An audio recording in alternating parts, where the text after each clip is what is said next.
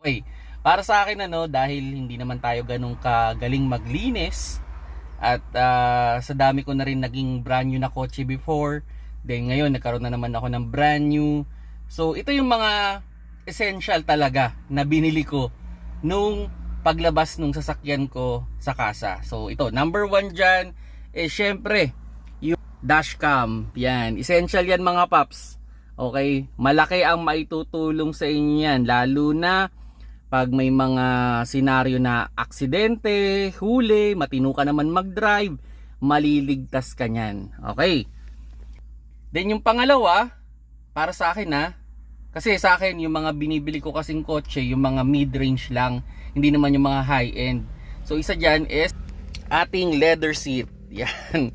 Magpa-leather seat na tayo para madaling linisin ng ating sasakyan na hindi siya magdudumi. Hindi tayo mag-worry na pag medyo basa yung umupo, mangangamoy yung ating sasakyan. Okay? Then yung pangatlo, para sa akin yan, yung ating deep dish matting. Yan, para madaling linisin talaga. Yan talaga yung priority ko, deep dish matting.